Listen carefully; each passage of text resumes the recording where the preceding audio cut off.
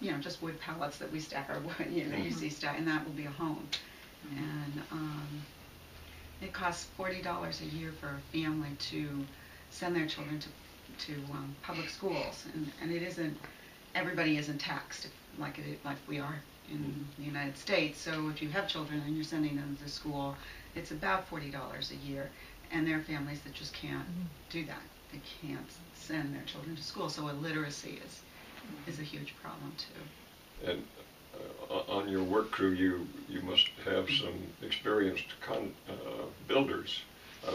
If you're building a dormitory for boys, I know Nellie would be an excellent carpenter's helper, but I don't know. But not really the carpenter. Well, none of us are skilled. You know, I bring very unskilled labor, just a willingness to work. Yeah. And Pastor Howell, most of these Mexicans who are required to, you know, scratch out a living in this area know how to do these things. They know how to make cement. They know how to, you know, they know what's needed. They just, when I see Pastor Howell put all this these buildings up, these cinder blocks, and then you have to put mortar in between them, it just seems like it's so easy for him, and it's so difficult for me. And the mortar keeps falling off your trowel, and you just take 2 hours to do what he could do in 20. But he has the patience of a saint, and so he has people working for him who, you know, their labor force is very different than our labor force. Our labor force is geared more towards the informational society, and their labor force is geared towards construction. So almost any Mexican man is going to know how to do these things and do them very, very well. So they all teach us and guide us and have incredible patience. And he's really employing people, local people, to work. He has, for the first time, he has 3 employees this year for the first time. It's just because he's getting big now. And these 3 men are saints. They're amazing men. They're very skilled. First of all, they're very nice. And they're willing to, I mean, he pays them $100 a week, and they think that that's, you know, that's a really, you know, good. But there are weeks when he can't afford that, and so they, you know, they don't work. They also pitch in and help with the children, taking them places. So they're just a godsend, really, for him. That this is the first time he's had that help. Otherwise, it's been. There are some parents who every now and again help sometimes. Yes. In whatever way they can. Yes. Right? Okay. Yeah. And the older kids all pitch in and help too. Right. In the summers when they don't have school. Right. And is this a, I don't know whether it makes the difference to say official, but is this a project or a mission of All Saints?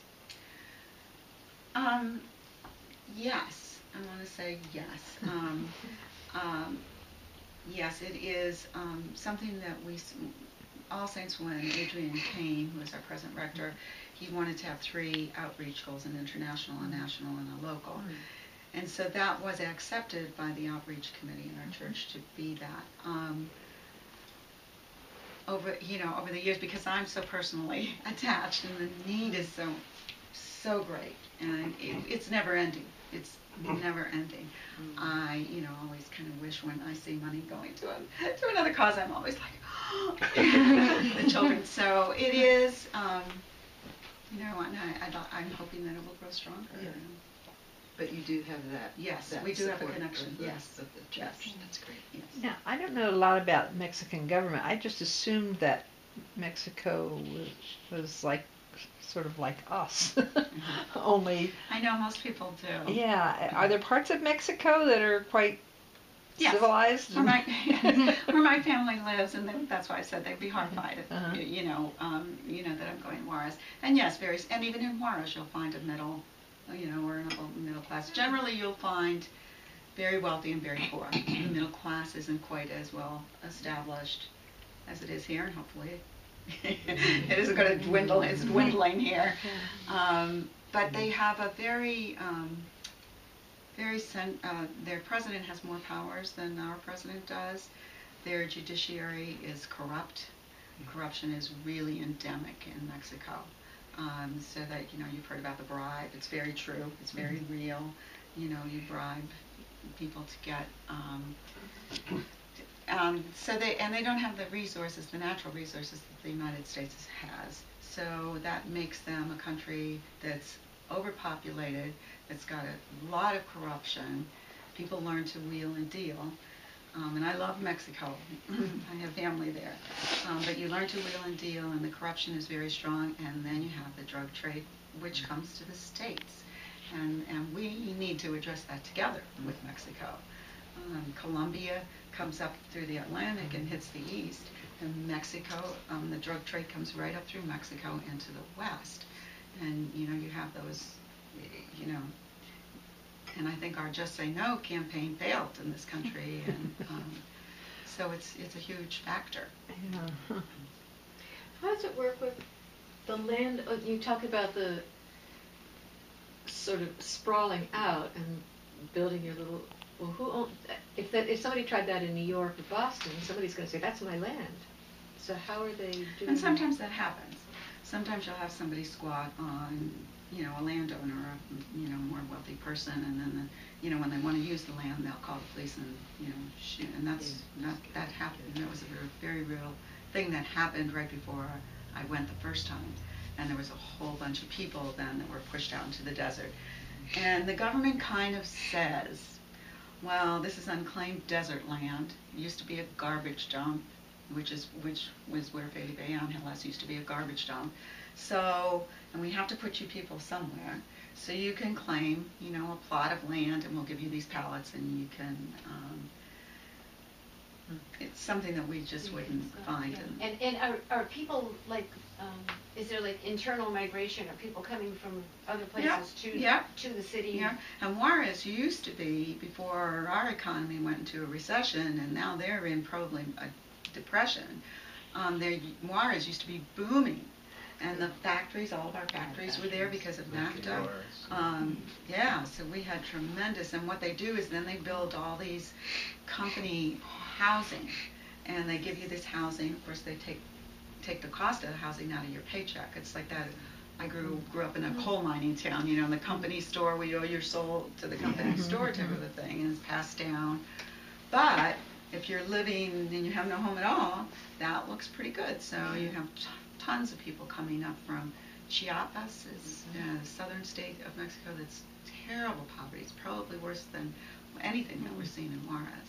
And Mexico City, you have that ring around Mexico City of no electricity, no sewer, and just people are squatting there too, and they all were coming to Juarez.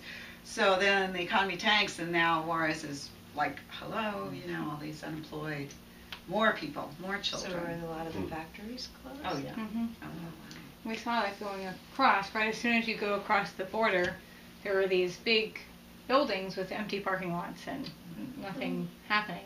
So Was the overpopulation because of the Catholic Church?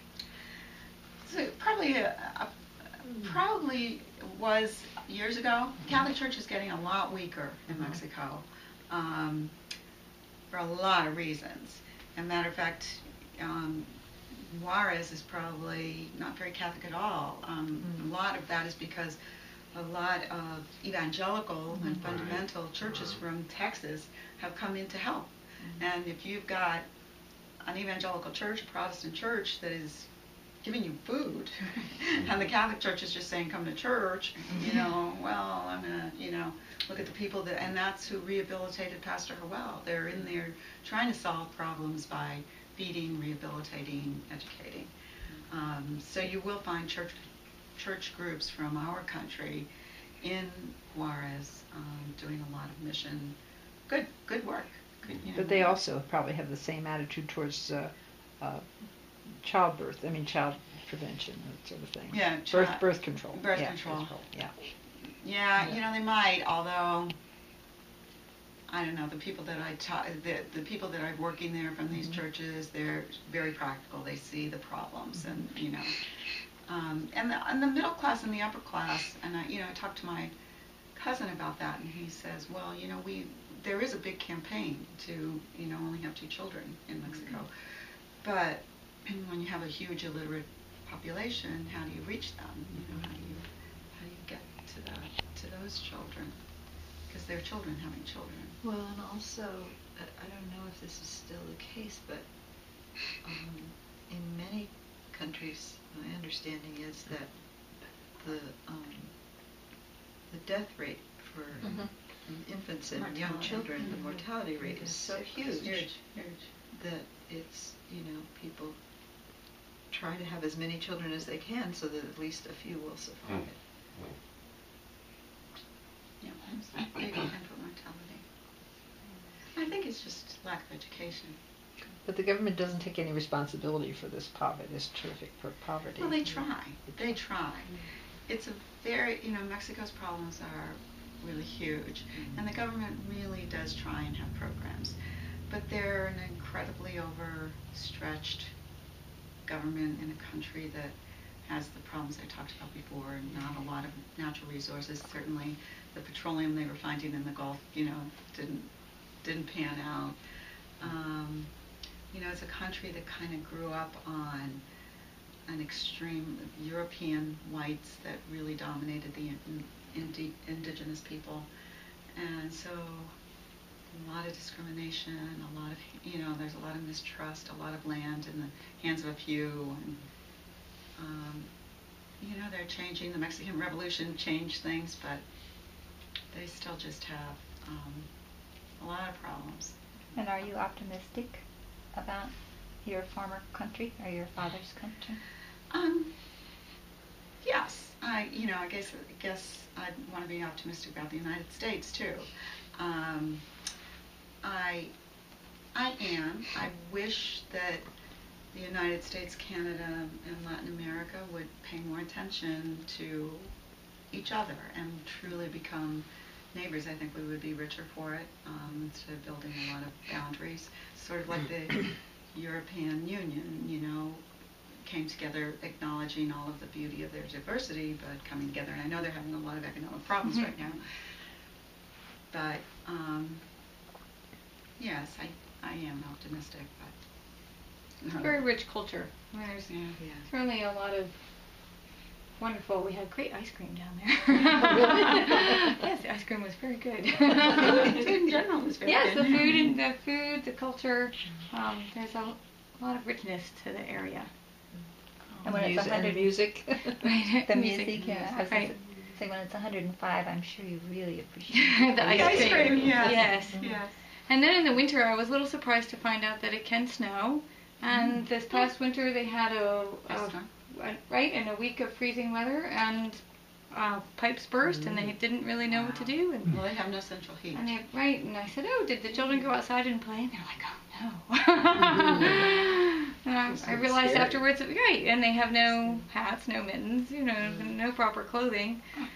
So they just waited until the government said that everything shut down, and when the government said they could go back to work, they went back to work. But so it is an area of extremes, and people have to learn how to live with these extremes. I think, why don't we start passing around some of these pictures, and we can still take questions, but we have two. You can, to the middle of the book is where you start coming to blanks. That's about, and then there's another trip way in the back, but you can probably, this is Pastor Howell, and talk about, and I put little notes in the side. So And in this one of the activities that we did, because really truly I carried cement block and I shoveled sand. Those were my two unskilled labor jobs. And in that kind of heat, it wasn't like I could do that all the time. I carried half a dozen blocks and I took a break and played with the children, and we started taking pictures of every child and asking them a few questions, taking down their names, and so we've got this record here. Now you'll notice that this says 43 children, so I was a little surprised when Patty said 49. I guess 6 more have come, so we're going to have to, it's a good thing you made these, so we can add more pictures. But you get a sense here too of the location. It has a few pictures here. This is where the cement block was, and we had to carry it up a hill so it was closer to the new construction. And when we would arrive in the morning at around 8, this is sort of an answer to your question, Margaret, the girls' dorm was padlocked.